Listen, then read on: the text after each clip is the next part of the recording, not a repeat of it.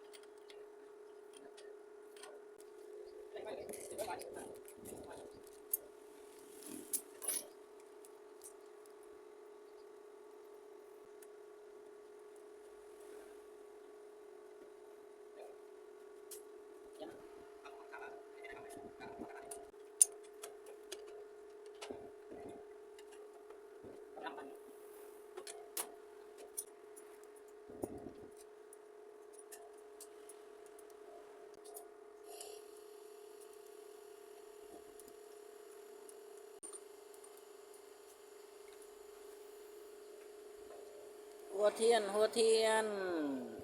มาที่นี่ก็คือลืมลืมเบิกเนาะ1 หัวเทียน2 กระปุกดันโซ่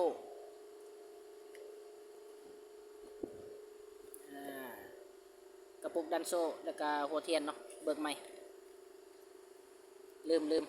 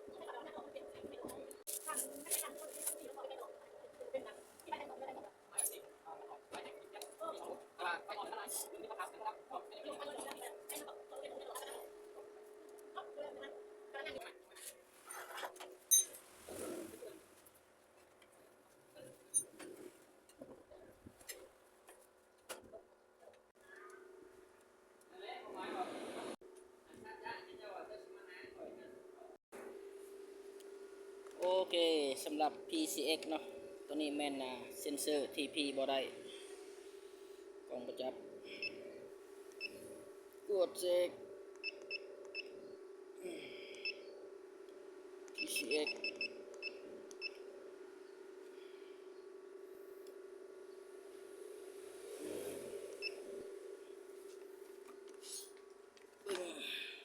ค่า TP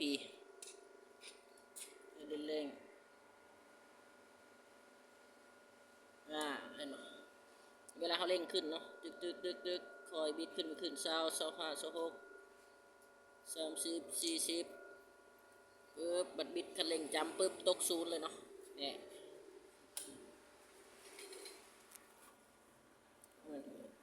เซนเซอร์ TP เนาะนี่ตัวนี้สำหรับตัวนี้เดี๋ยวซีมางออกมาเปลี่ยนอะไรโอเค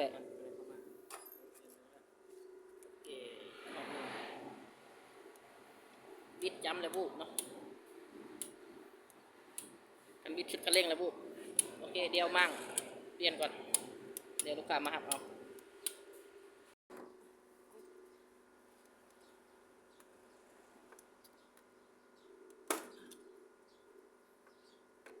กำลังมาความผิดพลาดของซังเบเนาะลืมกวาดก่อนนะเอาจักรลงประกอบสุดเทิงเรียบร้อยจังมาพอว่าเซนเซอร์ TP บ่ได้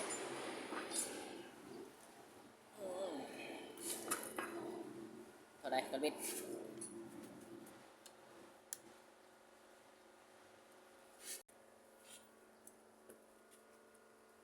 เดี๋ยวซังเบมั่งอนามัยลิ้นเร่งก่อน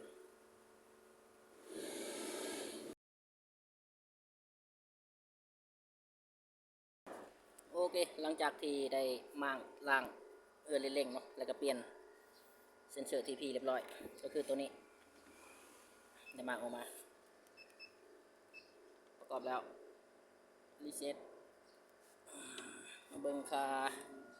TP ให้ลิ้นเร่งปึ๊บโอเคเด้เห็นว่าขึ้น77เนาะเร่งสุดแล้วก็บูบเปลี่ยนตัวนี้กองประจับ